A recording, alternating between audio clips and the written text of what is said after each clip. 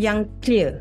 You know, dia punya chain of thought tu berserabut, they don't know what to do first, dengan lack of resources, so dia serabut Adib. So we have to lay out kan their options and you know step by step untuk the survivor lah atau victim ni. Daripada point yang Irene cakap tadi, maknanya kita kena kukuhkan lah kita punya sistem legislatif kita dan sistem judiciary kita.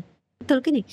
To me, yes, of course. Our system, I don't think is even at a state yang we can consider perfect, or even the least to say effective for women. That is one thing, system kita, and also we really have to take into consideration yang domestic violence cases.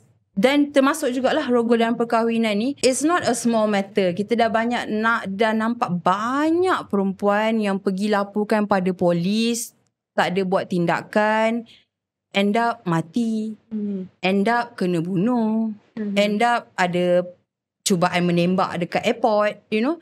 So yang kena bunuh ni yang baru-baru ni kan? Yes. Yang dekat mana tu saya tak ingat. Yang dia cari suami dia, rupanya tengah ada skandal dengan perempuan lain.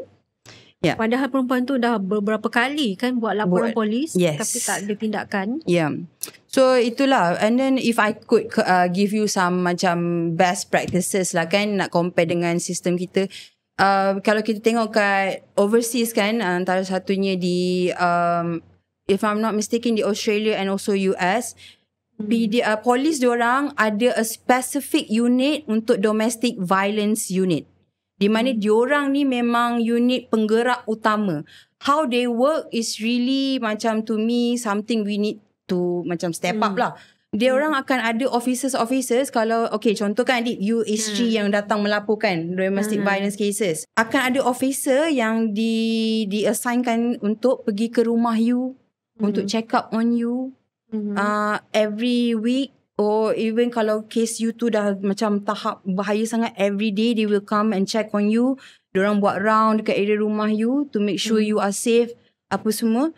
And then they even have a set of questionnaire untuk evaluate tahap dangerous ke tak dangerous your situation.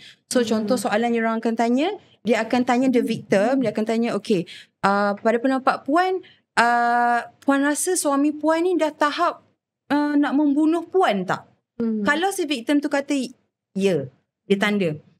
Puan rasa yang suami puan ni ada ke barang kalian senang tak mendapatkan pistol? Kalau dia tahulah dia duduk dengan lelaki tu kan, dia tahulah access to pistol ke apa ke. So kalau dia cakap ya, okay. So semakin banyak ya yang dijawab oleh victim itu, the higher is the risk of her being killed. So apa yang diorang buat, diorang akan ambil perempuan isteri ni tadi, akan terus bawa ke shelter. So it's very macam effective macam unit and procedure lah, which negara kita memang tak adalah at this point. Biasanya isteri yang kena pergi shelter sendiri. Betul, dia yang kena. And then dah lah kena balik rumah, kalau ada polis yang baik hati untuk temankan, okay lah. Kalau ada polis yang macam, oh tak boleh puan, kami short staff ke apa, terpaksa dia hadap seorang-seorang lah, pergi balik ambil barang ke ambil anak dia yang kat rumah lama tu kan. So banyaklah macam gaps in our procedure ni untuk membantu perempuan yang melalui rogol dan perkahwinan, or in general domestic violence. Yelah, seperti mana yang kita tahu, kadang-kadang polis sendiri pun tak nak ambil laporan bila ada seorang perempuan datang ke balai nak buat aduan pasal dia kena pukul, dia kena abuse dengan suami dia kan. Tapi kita tahu ni yang ada, mungkin tidak ada di semua balai, tapi ada satu section, special section kan di 11 ni yang memang dihaskan untuk membantu kes-kes dalam rumah tangga ni kan. Tapi macam role mereka tu belumlah besar rasanya, ataupun limited aja. Okay, since saya tak ada pengetahuan sangat pasal D11 ni, mungkin Irene boleh beri sedikit penerangan lah pasal section D11 di bawah PDRM ni. Okay, actually saya pun tak adalah macam mahir sangat tentang D11 ni. Cuma bila kita cakap pasal peranan polis kan, okay, memang saya mengaku Memang dah lama lah I think orang pun aware yang ada cases di mana polis ni macam tak nak terima sangat laporan domestic violence ni because of their personal judgement that it is a domestic case kan, macam hal-hal rumah tangga lah, kami tak nak masuk campur apa semua. I think we have to look at the whole ecosystem. Yes, saya mengaku PDRM should have done better. They should have situasi di mana laporan itu ditolak ke apalah. Tapi looking at the whole ecosystem kan, it shouldn't be PDRM alone yang bergerak untuk membantu mangsa domestic violence ni.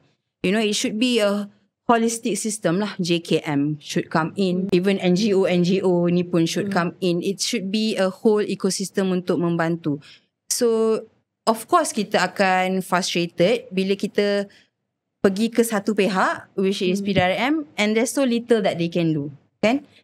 It will be frustrating lah. But you know, again, not to say yang diorang ni tak ada at fault langsung, tapi sebagai manusia kita kena tengok lah. Kadang-kadang these policemen semua, policewomen pun, they go through issues like compassion fatigue. Diorang pun manusia.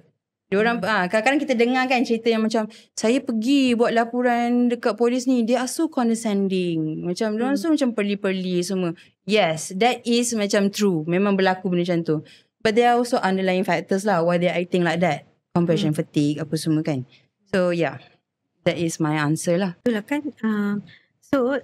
Secara keseluruhannya, adakah Airini rasa perlu tak kerajaan menggubal satu undang-undang yang menjadikan rogol dalam perkahwinan ini satu jenayah? Kita tolaklah Seksyen 375 dengan 375A ni.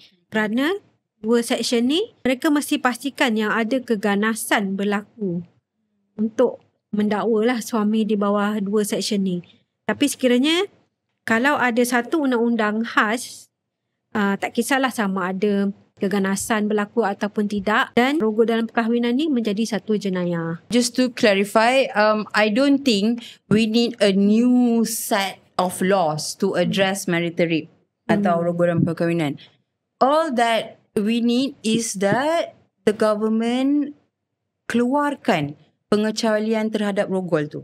Sebab if I may bawa balik all the listeners to Section 375 ni, dia punya essence dia adalah consent. It's not keganasan. So that is enough already. Cuma you kena removekan pengecualian terhadap suami isteri ni. When you remove that from akta kanun keseksaan, our law I think is enough untuk untuk address this issue. Because we have to understand at the end of the day, 375 ni, the essence of it is consent, kerelaannya. So dia tak ada elemen keganasan kat situ. So whether berlaku tak keganasan atau tidak berlaku keganasan dalam rogol dalam perkahwinan itu, boleh actually disabitkan bawah 375 jika pengecualian itu dihapuskan atau dimansuhkan. 375 dengan 375A tu dia adalah bersifat general tapi tidak terpakai kepada suami isteri ke maknanya? Okey, dia macam ni. 375 adalah section on rogol. Tapi bawah dia tu ada pengecualian bahawa ini tidak terpakai kepada suami isteri. Okay. Tapi dia punya essence tu is consent.